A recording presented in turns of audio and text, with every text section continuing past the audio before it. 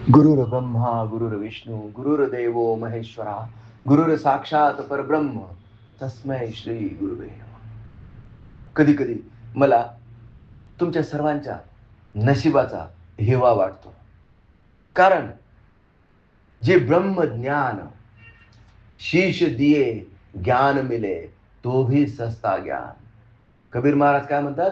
शीश दिये ज्ञान मिले तो भी सस्ता ज्ञान. आणि तुम्ही नशीबवान का आहात? कारण फक्त 499 मध्ये तुम्हाला हे ज्ञान मिळतंय. खूप इझी. ही स्ट्रक्चर्ड सिस्टीम आहे. ही स्ट्रक्चर्ड सिस्टीम आहे. ही प्रूव्हन टेक्निक आहे. सिद्ध झालेली गोष्ट आहे. माझ्या आयुष्यात मला जे पाहिजे ते प्राप्त झालं ते याच सिस्टीममुळे, असं मी छाती ठोकून सांगतो. आणि ही रिपीटेबल आहे. रिपीटेबल म्हणजे काय? जे माझ्या आयुष्यात घडलं ते कुणाच्याही आयुष्यात घडू शकतं. पण चाकणमध्ये 5 लाख पॉप्युलेशन आहे. या 5 लाख पॉप्युलेशनला ही विद्या मिळाली का? तुम्ही नशीबवान आहात. ह्या 5 लाखांमधून फक्त तुम्हीच नशीबवान आहात की तुम्हाला ही विद्या प्राप्त झाली. याच्यात माझं काही श्रेय नाहीये. करता करविता तो आहे आणि हे सगळं करून घेण्यासाठी त्याने मला फक्त निमित्त केलेलं आहे. तुम्हाला असं वाटत असेल की मी हे बोलतोय. अरे नाही, बोलविता धनी वेगळाची. नीट समजून घ्या. बोलविता धनी वेगळाची. माझ्या मुखातून काय बोलवून घ्यायचं, काय वदवून घ्यायचं हे माझ्या हातात नाही. मी तर त्याच्या हातातलं खेळणं आहे. तो जसा खेळवतो तसा मी खेळतो. तो जसा वाजवतो तसा मी वाजतो. सगळ्यांना कदाचित हा विषय समजणार नाही. पण जो ब्रह्मज्ञानी आहे, जो ब्रह्म अनुभवी आहे, त्याला मी काय बोलतोय हे एक्झॅक्टली समजू शकेल. हे एक्झॅक्टली समजू शकेल. कारण एका शब्दातून अनेक अर्थ प्रकट होतात. आणि ज्याला जो अर्थ घ्यायचा आहे तो अर्थ घेतो. तो त्याच्या बुद्धीप्रमाणे, त्याच्या आध्यात्मिक स्तराप्रमाणे, त्याच्या आकलनाप्रमाणे, मानसिक आकलनाप्रमाणे तो त्याच्यातून अर्थ काढतो. डिवाइन पाथ ऑर्गनायझेशन हा काही धंदा नाहीये. नीट समजून घ्या. इथं काही मी पैसे कमवायला बसलेलो नाहीये. पण इमानदारीने, प्रामाणिकपणे मला असं वाटतं. काय वाटतं? जो खळांची व्यंकटी सांडो, जो खळांची व्यंकटी सांडो, दुरितांचे तिमिर जाओ, विश्व स्वधर्म सूर्य पाहो. हे जे ज्ञानोबा माऊलींना वाटतं ना, इमानदारीने माझ्या सद्गुरूंना तेच वाटत होतं. आणि म्हणून शेवटच्या श्वासापर्यंत त्यांनी आत्मोन्नती आणि विश्वशांती करता कार्य केलं. ते एवढ्या जीवाचं रान का करतायत हे बघून मला आश्चर्य वाटायचं. आणि मी त्यांना विचारायचो, स्वामीजी तुम्हाला कीर्तनात उभं राहता येत नाही, तुमचे हात थरथर करतात, तुमच्या तोंडातून शब्द पूर्ण बाहेर निघत नाही, कधी कधी घसा कोरडा पडतो, तुम्हाला पुन्हा पुन्हा पाणी प्यावं लागतं, विक्सच्या गोळ्या खाव्या लागतात. त्यावेळेस विक्सच्या गोळ्या नसायच्यात, गुळ खायचे. पण 2-2, 3-3 तास उभं राहून बोलायचे. कितीही तळमळ, कितीही तळमळ जगाच्या कल्याणा, देह कष्टविती परोपकारे, असे माझे महान सद्गुरू सच्चिदानंद स्वामीजी रंगनाथ महाराज. आणि त्यांचाच वारसा आज ब्रह्ममूर्ती ज्ञानेश्वर माऊली चालवतात. ब्रह्ममूर्ती ज्ञानेश्वर माऊलींची पण अँजिओप्लास्टी झालेली आहे. बघा, त्यांचं हृदय फक्त 25% कार्य करतंय. आणि तरीही कीर्तनाच्या माध्यमातून उभं राहता येत नाही, तोल जातो. बोलायला लागलं की शरीरात एवढी उष्णता तयार होते की फॅन ठेवावा लागतो, कूलर ठेवायला लागतो. आणि अशाही परिस्थितीत हे ज्ञानदानाचं कार्य त्यांचं अविरत अखंड चालू आहे शेवटच्या श्वासापर्यंत. ही संतांची जातच निराळी असते. समाजाकरता, जगाकरता, देशाकरता त्यांचा जो जीव तुटतो तेवढा कुणाचाही तुटू शकत नाही. आणि म्हणून त्यांना माऊली म्हटलं गेलेलं आहे. पिता बंधू स्नेही तुम्ही माऊली, तुम्ही कल्पवृक्षातली सावली, तुम्ही सूर्य आम्हा दिला कवडसा, आम्ही चालवू पुढे वारसा, आम्ही चालवू हा पुढे वारसा, गुरुने दिला ज्ञानरूपी वसा, आम्ही चालवू पुढे वारसा. माझ्या माझ्या नशिबाने आणि माझ्या सद्गुरूच्या कृपेने, माझ्या सद्गुरूंचा आविर्भाव, मला माझ्या जन्मापासून मला त्यांचा सहवास प्राप्त झाला आणि त्यांच्यामुळे माझं जीवन आमूलाग्र बदललं. पण ते त्यांच्यामुळे माझं जीवन बदलतंय हे मला 2020 पर्यंत माहित नव्हतं, कळत नव्हतं, कळलं नव्हतं. हा, 2020 नंतर एक्झॅक्टली मला कळलं. कारण कोविड-19, या कोरोनाची कृपा झाली माझ्यावर, या कोरोनाची कृपा झाली माझ्यावर. तो आला आणि मी माझ्या व्यावसायिक आयुष्यातून थोडा बाहेर डोकं काढायला मला वेळ मिळाला. 2008 ते 2020 मी पूर्ण घडून गेलो होतो एक डॉक्टर म्हणून, बस तेच विजन. पण कोरोना आला आणि मला भरपूर वेळ मिळायला लागला. कशासाठी? स्वतःच्या आत डोकावण्यासाठी. आणि जेव्हा मी स्वतःच्या आत बघितलं तेव्हा लक्षात आलं की अरे, मी जे बघत होतो ते तर फक्त टिप ऑफ द आइसबर्ग आहे. टिप ऑफ द आइसबर्ग म्हणजे काय? फक्त 20% सुद्धा नाहीये, फक्त एक सुईचा टोक मी म्हणेल. अरे पण त्याच्या आत, माझ्या आत जे जे आहे ब्रह्मांडी, ते सगळं आहे माझ्या पिंडी. जे पिंडी ते ब्रह्मांडी. हा प्रत्यक्ष अनुभव मला कोविड-19 ने दिला. लोक मरत होते, ऑक्सिजन विना तडफडताना मरत होते आणि त्यांना डॉक्टर म्हणून मी काहीच मदत करू शकत नव्हतो. या गोष्टीची खंत जेव्हा माझ्या हृदयात प्रकट झाली तेव्हा मी माझ्या सद्गुरूंना अतिशय अतिशय तळमळीने हाक मारली की व्हॉट इज गोइंग ऑन? हे काय चालू आहे? माझ्या आजूबाजूला काय चालू आहे? हे जग, नुसता भारत देश नाही, अख्खं जग सैरावैरा धावतंय. कशासाठी? कोणी रॅमडेसिवीर साठी, तर कोणी ऑक्सिजन साठी. कोणाची आई तडफडून मरते, तर कोणाची बायको दवाखान्यात आहे. कोणाचा बाप मरून पडलाय, तर त्याची बॉडी उचलायला सुद्धा त्याला प्रतिबंध केला जातोय. बघा किती विचित्र दृश्य होतं ते.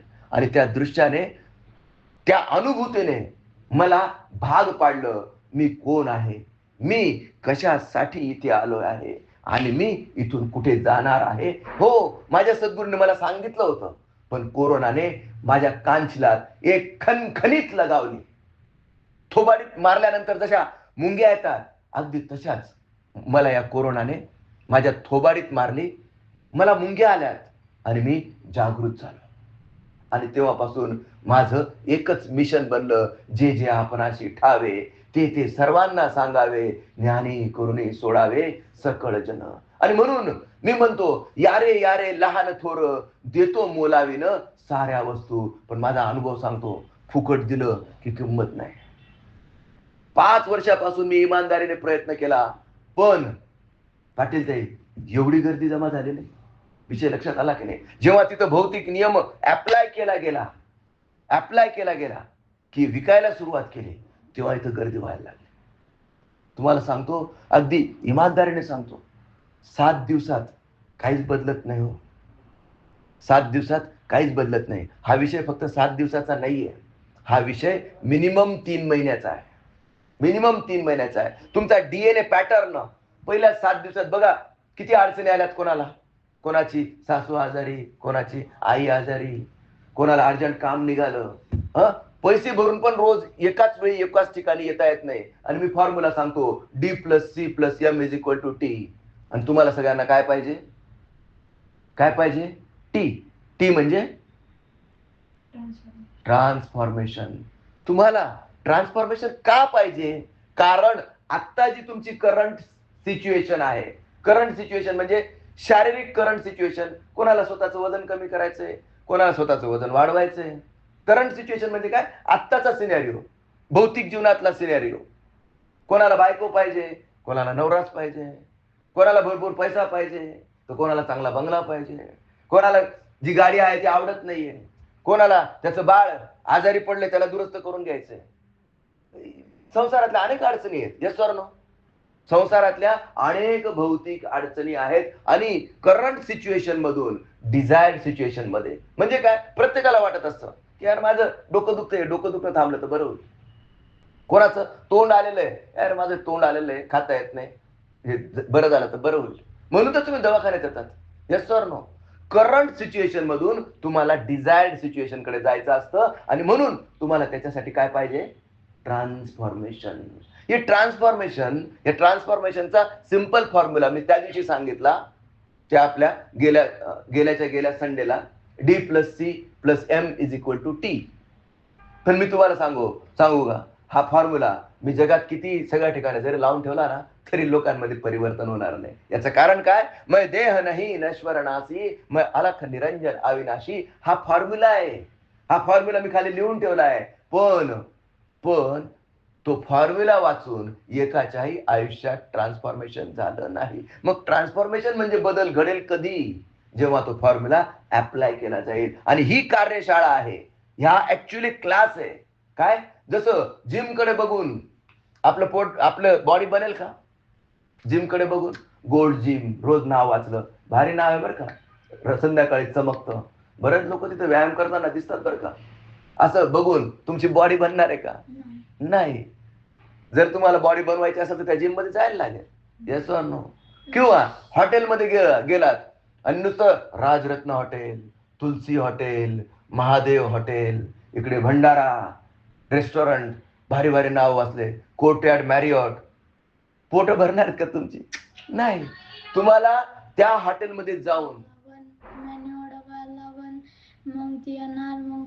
येस, आणि मग तुमचं पोट भरणार. अगदी तसंच आहे. रविवारी मी फुकट काय सांगतो, फक्त फॉर्म्युला सांगतो, कळलं की नाही? तो फॉर्म्युला इथे येऊन अप्लाय करायचा असतो. आणि मग 7 दिवसाचं सबस्क्रिप्शन घ्या, 3 महिन्याचं सबस्क्रिप्शन घ्या, आयुष्यभराचं सबस्क्रिप्शन घ्या. कारण ही साधना फक्त एका दिवसाची नाहीये. बरं, तुम्ही आयुष्यभर इथं माझ्या समोर आला पाहिजेत का? मुळीच नाही. समजून घ्या. आणि माझी अशी इच्छा आहे की पाटील ताईंनी त्यांच्या घरात हे ज्ञान द्यावं, पाटील ताईंनी त्यांच्या घरात हे ज्ञान द्यावं, तू तुझ्या मित्रांना हे ज्ञान द्यावं, तू तुझ्या मैत्रिणींना हे ज्ञान द्यावं. हा, तोच प्रॉब्लेम आहे. तोच प्रॉब्लेम आहे. फुकट दिलं की कोणीच घेणार नाही. विकत घ्यायला चालू कर. विकत दिलं. अरे घेतायत ना, तू घेतलं नाही का? घेतायत, तू घेतलं नाही का? हा, भले पैसे तुझ्या मम्मीने दिले असतील, पण तू विकत घेतलंय. Yes or no? हा. देशी तेव्हा घेशी.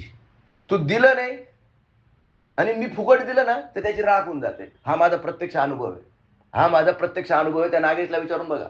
मी सांगितलं मला पैसे द्या घ्या, कोणी येणार नाही का, बोलणार छोट्या येणारच नाही. मग अजून तू नाही चुरुंगून तू बरमाया, का माँ क्या माँ मुझे आज उडना आया, नाही चुरुंगून तू बरमाया. अजून तू लहान आहेस. अजून 2-4 दिवसातच तुला एवढी ताकद आली तुझ्या पंखांमध्ये की तुला लगेच वाटायला लागलं की मी उडू शकेल. तुझी आई काय सांगते, नाही रे बाळा, थांब अजून तुला दाढी मिशा येऊ दे. त्या दाढी मिशा आल्यात की मग ज्ञानदानाचं कार्य कर. बरोबर की नाही? हा. जर कोवळा गहू पेरला तर उगवतो का? नाही. त्याला पूर्ण मॅच्युअर होऊ द्यावं लागतं. तुला ज्ञान कळलंय, तुझ्यात ट्रान्सफॉर्मेशन झालं का? तुझ्यात बदल झाला का? नाही. या 2 दिवसात तू इथे आला, तुझ्यात काहीच बदल झाला नाही का? हा, झाला. कसा म्हणतोय? काय झाला? नीट खरं सांग. मला चिडचिड होत नाही. नक्की का खोटं बोलतोय तू? खरंच? आता तुला राग येत नाही? थोडा जास्त नाही. हा, पहिले जेवढा यायचा तेवढा येत नाही. बघ, यालाच म्हणतात ट्रान्सफॉर्मेशन. आणि चाइल्ड ऑफ 5 ऑनेस्ट उत्तर देतं. कळलं की नाही? तुम्ही पॉलिटिक्स कराल, त्याच्या आईला जर मी विचारलं, त्याची आई लगेच विचार करेल, सरांना चांगलं वाटेल असं उत्तर आपण देऊ. त्याला काही घेणं देणं नाही. विषय लक्षात आला की नाही? ही निरागस मुलं असतात. त्यांना जे वाटतं ते बोलतात. आता इतके सगळे लोक आहेत, पण तो माझ्याशी डायरेक्ट कम्युनिकेशन करतोय, कारण इनिबिशन नाही त्याला काही. कारण ही निरागसता.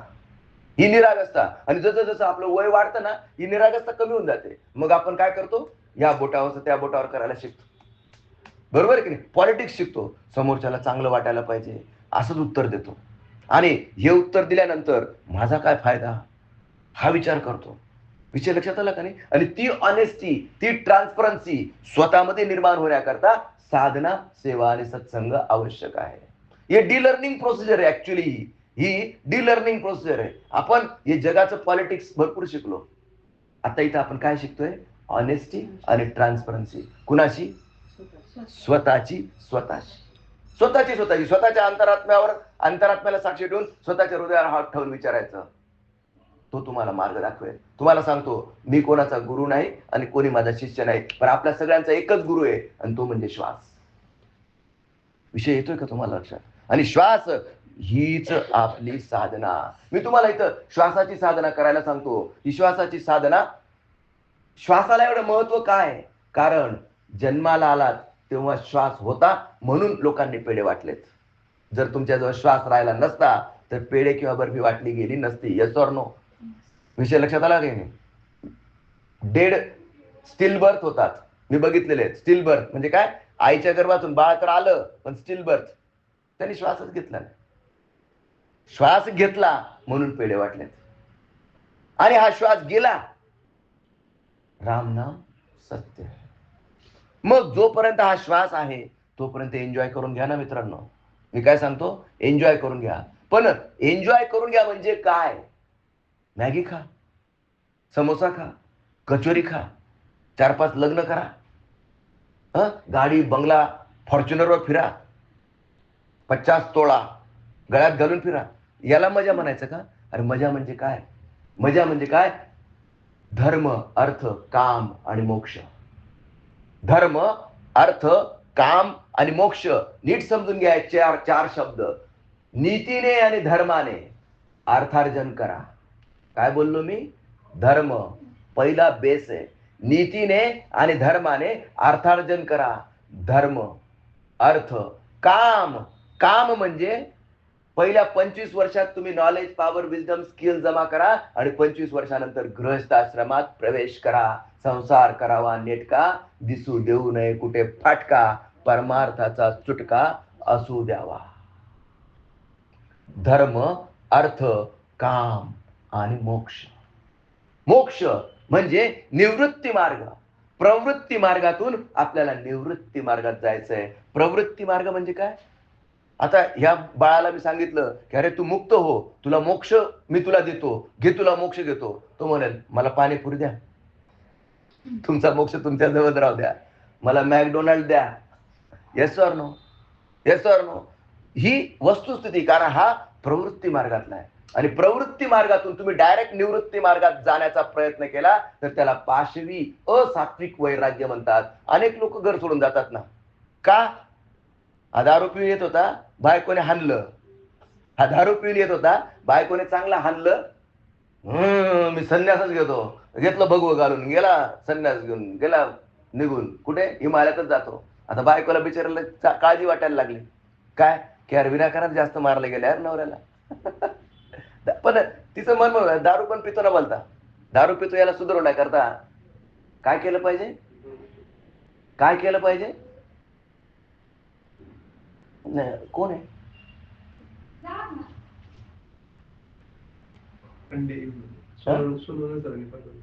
सोनवणे सरांनी पाठवलं. Okay okay okay. Yes yes yes. या या या. Come here. ओके. इथं बसा, या चेअरवर बसा. आमचा क्लास चालू आहे सध्या. तुम्ही इथं बसा. तुम्ही उशीर केला यायला. 7:30ला मी सांगितलं होतं, पण ठीक आहे, इट्स ओके. श्री गुरुदेव दत्त.